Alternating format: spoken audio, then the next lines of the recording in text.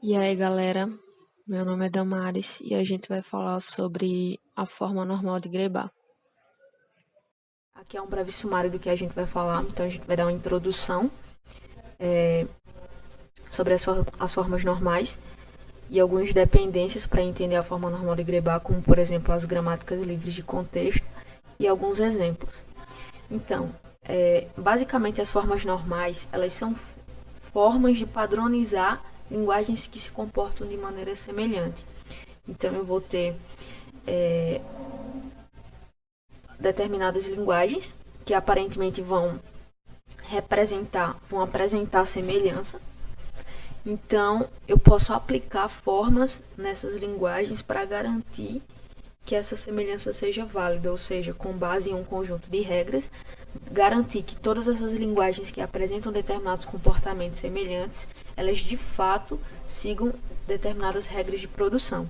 Então, uma definição mais formal para o que seria forma normal, uma normalização, seria que uma gramática ela é dita normalizada em relação a um certo padrão quando todas as suas produções seguem as restrições impostas pelo padrão em questão. Então, é basicamente aquilo que eu tenho falado. Eu tenho um conjunto de linguagens que aparentemente apresentam determinada semelhança, só que para garantir que essas semelhanças sejam válidas, eu aplico um conjunto de regras. Esse conjunto de regras vai ser chamado de normalização. E eu tenho algumas formas de normalizar uma determinada gramática, que é, por exemplo, a forma normal de Chomsky e a forma normal de Grebar. Geralmente, elas são usadas em conjunto, junto com o conceito, junto com a ideia de gramática livre de contexto. Mas nesse vídeo só vai ser descrito a forma normal de Grebar, então vai ser considerado um pré-requisito o entendimento da forma normal de Chomsky para realizar os exemplos e entender a forma normal de Grebar. Então, basicamente, dentro da forma normal de Grebar eu vou ter algumas considerações, que é, por exemplo, as gramáticas livres de contexto. Então, eu posso dizer que toda gramática, na forma normal de Grebar, ela é uma gramática livre de contexto, porque para que eu consiga transformar uma gramática livre de contexto para a forma normal de Grebar, eu tenho que seguir essa linha de raciocínio. Só que eu não posso afirmar o contrário, eu não posso dizer que toda gramática livre de contexto está na forma normal de Grebar, porque ela pode não ter passado por nenhum tipo de formalização e ela pode ter passado por algum outro tipo de formalização que não o da forma normal de Grebar. Então, aqui é basicamente um espaço para relembrar o funcionamento da gramática livre de contexto, né, como ela é formalizada, para ser um pré-requisito, né, funcionando como um pré-requisito para entender a forma normal de Grebar.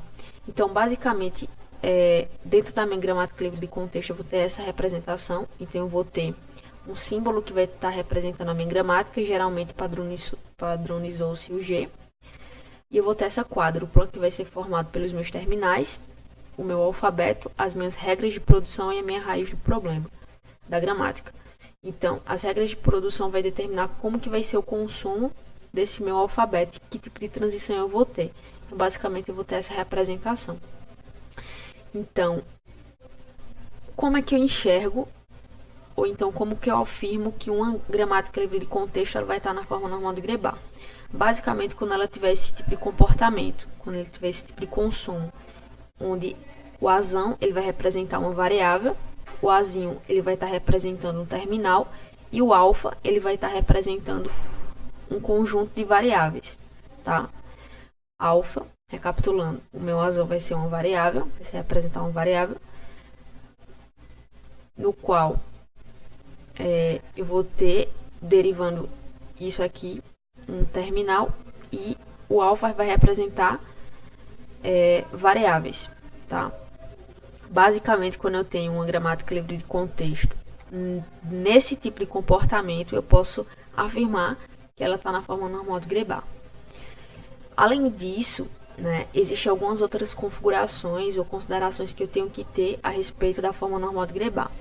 Basicamente, eu tenho esse teorema aqui, que diz que toda linguagem livre de contexto, aqui eu já estou no aspecto, não mais no aspecto da gramática, mas no aspecto da linguagem. considerando que, como através de uma gramática livre de contexto que está na forma normal de Grebá, eu vou gerar uma linguagem que vai seguir aquelas restrições, que vai seguir aquelas formalizações. Então eu digo, através do teorema, que toda linguagem livre de contexto, ela pode ser gerada por uma gramática livre de contexto na forma normal de Grebá. Isso é desenvolvido por um algoritmo, e esse algoritmo, através de um conjunto de entradas, ele vai determinar como é que vai acontecer a conversão da gramática livre de contexto em uma gramática equivalente na forma normal de Grebá, para que eu possa utilizá-la para a transformação da minha linguagem livre de contexto. Então, esse algoritmo, basicamente, ele vai ser composto, ele vai ter esse enunciado, por exemplo, obtenção de uma gramática livre de contexto na forma normal de Grebá. Então, ele vai ter um conjunto de entrada, tá? E ele vai ter uma saída. A minha entrada, ela vai ser essa gramática livre de contexto, que eu vou aplicar as minhas regras, a minha formalização, que vai ser composta por essa quádrupla, onde aqui eu tenho a representação da minha gramática, aqui eu tenho os meus terminais, o meu alfabeto que vai ser consumido, as regras de produção que vai definir como o alfabeto vai ser consumido e a minha raiz da gramática. O objetivo desse algoritmo é eliminar as produções unitárias, os símbolos inacessíveis, inúteis, produções em vazio e recursões à esquerda. Inclusive, o algoritmo vai tratar esse tipo de recursão à esquerda.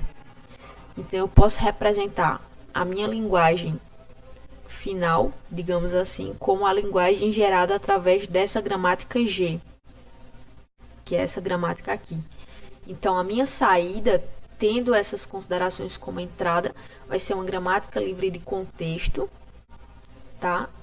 Representação, com essa quádrupla, desconsiderando todos esses elementos aqui. Então, essa gramática aqui, ela vai estar na forma normal de Grebá, tal que eu consigo a minha linguagem livre de contexto, tá? A minha linguagem formada através dessa gramática, aplicando a forma normal de Grebá, o algoritmo que vai gerar a minha forma normal de Grebá para um equivalente.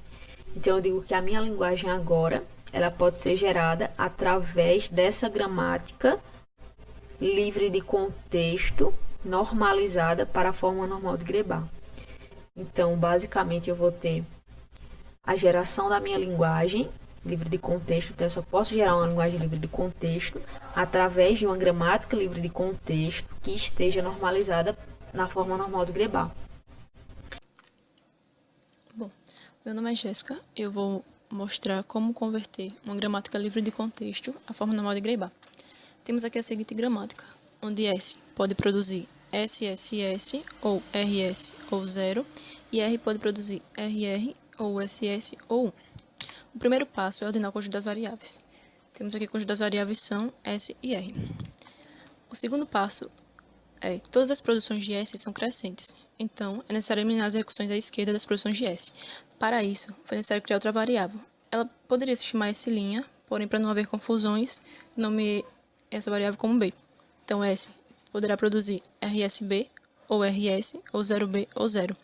E B poderá produzir SSB, ou SS. O terceiro passo substitui o S nas produções de R, pois a segunda produção de R, onde R produz SR, ela não é crescente. Então, é necessário substituir esse S aqui, por todas essas produções de S, essas 4 produções.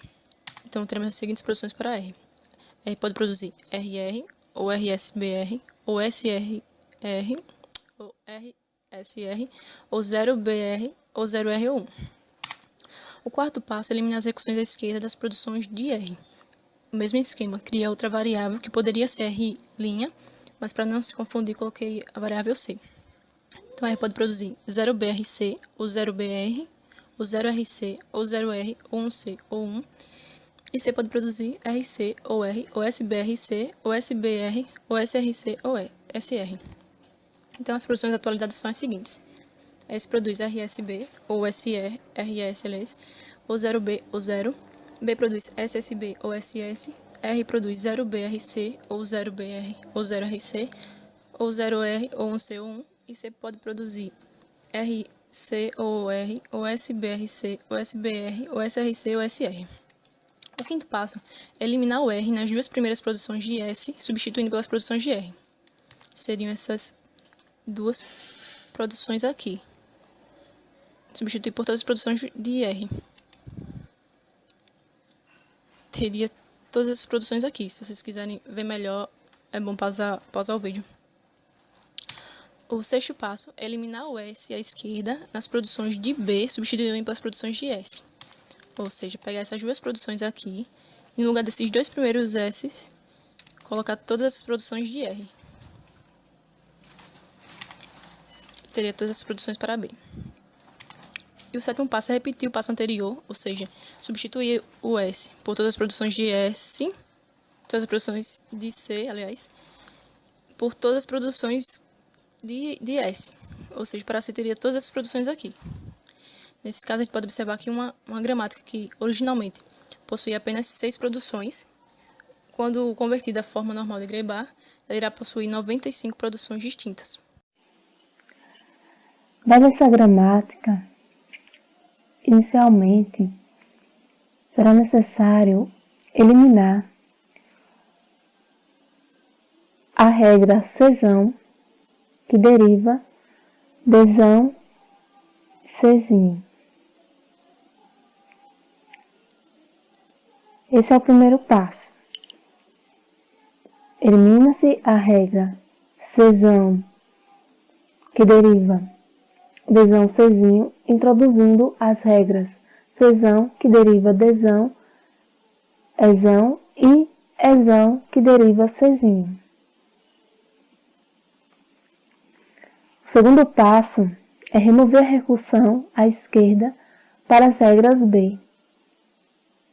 Dessa forma, novas regras podem ser criadas. Nesse caso, o Zezão 1 foi introduzido à gramática, ficando desta forma.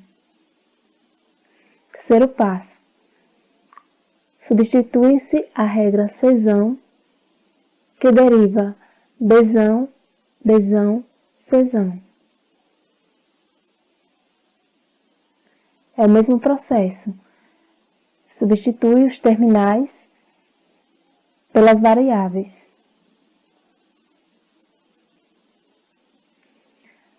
Quarto passo, substitui-se a regra Dzão, que deriva Azão, Dzão.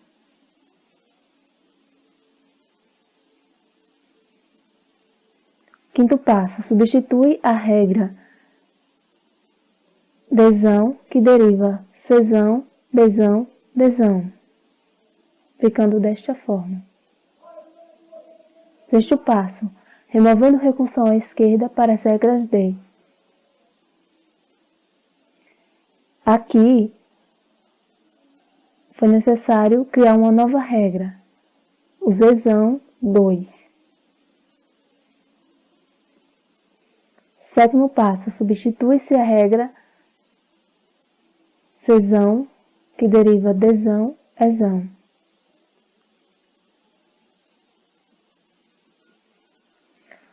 Oitavo passo, substitui-se a regra Azão, que deriva Czão, Dzão.